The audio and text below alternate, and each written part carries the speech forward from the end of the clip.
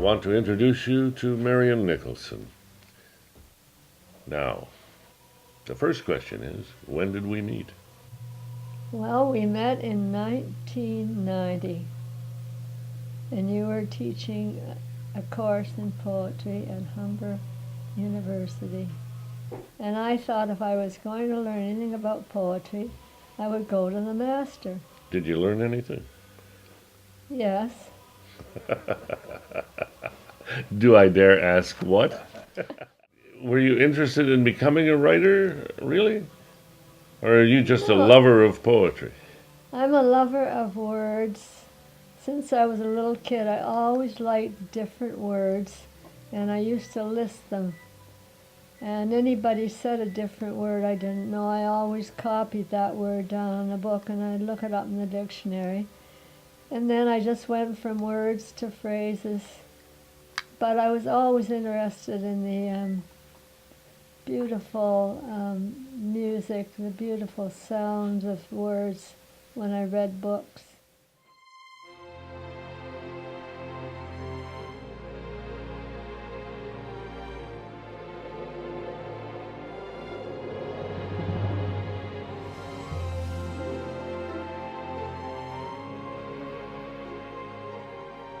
The beauty of the words and the music of the words. When you read, can you hear the music in your head? Oh yes, I can, because I love music too. I love every kind of music. And I could hear the music of the words. It wasn't just words for words' sake. They inspired me.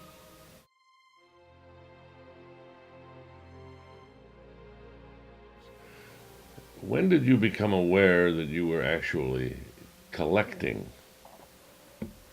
Oh, I don't know. When did that start? Well, I used to get any picture I liked that really grabbed me. I always used to kind of interpret the picture, and then I would write something on the back of the picture. And then as I got older, I always tried to find something suitable.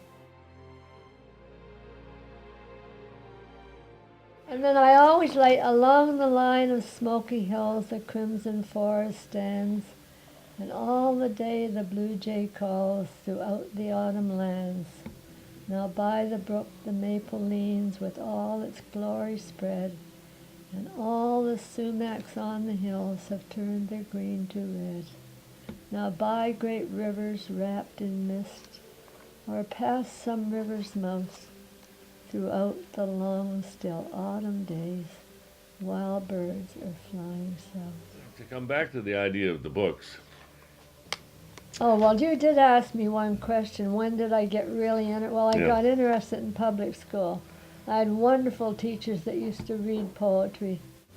And we always said, now the night is coming, day is drawing nigh, shadows of the evening steal across the sky, when we left for our day from school. And he did this every day? Yeah, He read poetry to you? every Friday afternoon. Oh, every Friday afternoon, yeah. Yeah. You won't find that in the schools these days.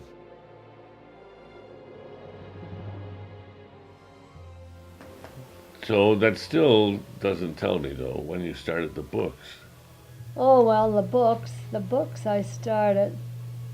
I didn't start with books. I started with, when I was a teacher, I used to steal books from my collection, and I used to write in an ordinary. Well, we have to back up.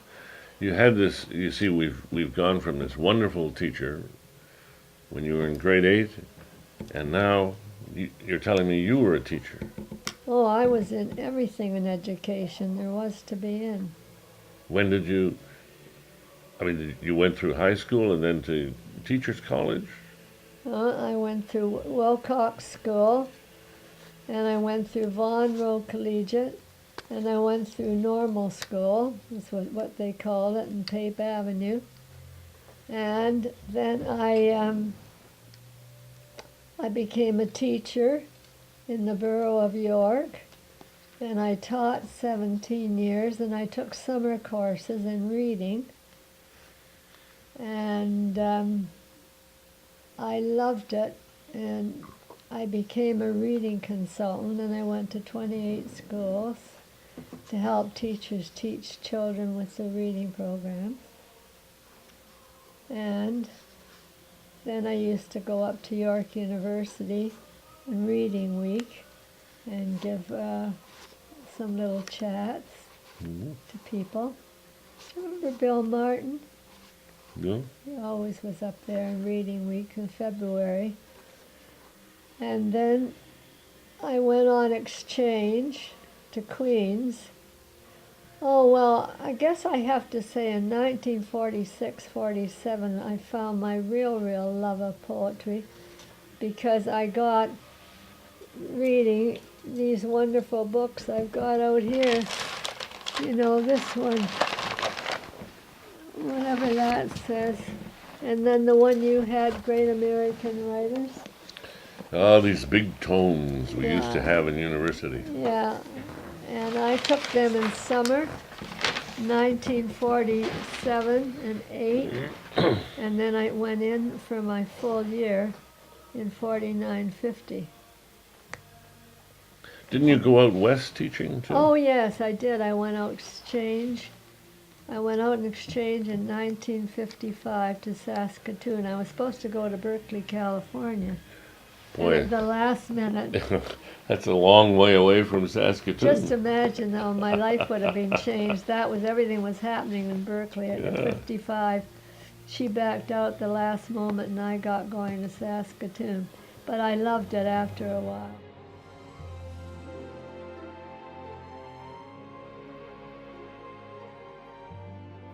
Well, I didn't always do them in leather. I mean, I did them. I've got a whole pile in there that were just ordinary books. How many books do you think you actually have?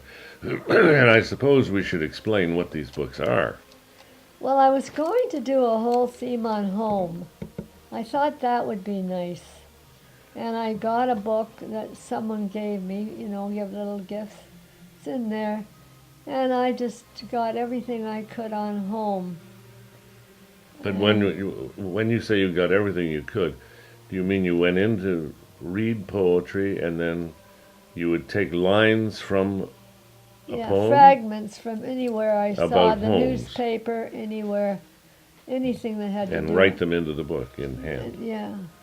This is in the tradition of what have come to be known as commonplace books. Oh, Did you know that? no. You had no sense of the tradition at all. No, I didn't have too many cents then anyway.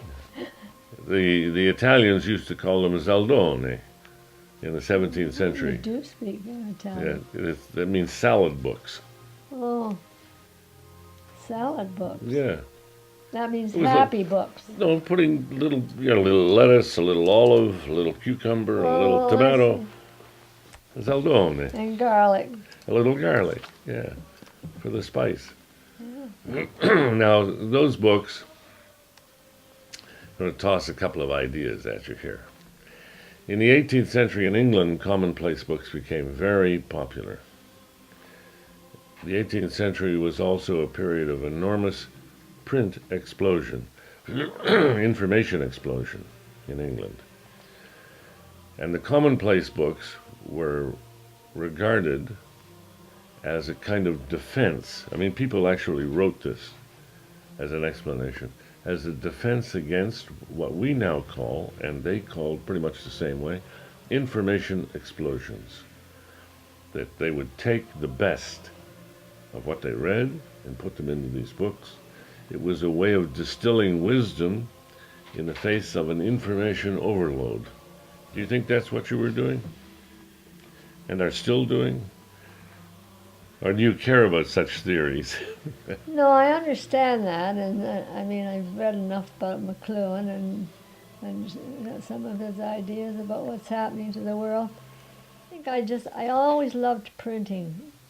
My children were the best printers in the school.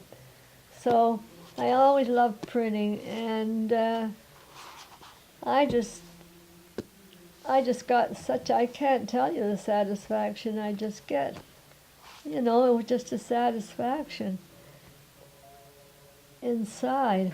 And I always felt it was making me better. What I wrote was never fluffy or silly. It was always, I thought, profound, whether it was profound or not. And I was searching. And, Well, what do you think you were searching for?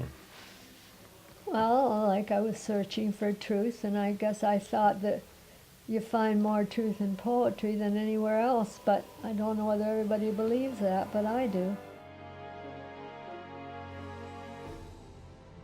Now, this is important, it seems to me, that you wrote it down because I always wrote things down. there are those people who would argue that the most important aspect of the real commonplace book is that it be written by hand, not cut and pasted, you know? No, That cutting and pasting takes a kind of personal connection.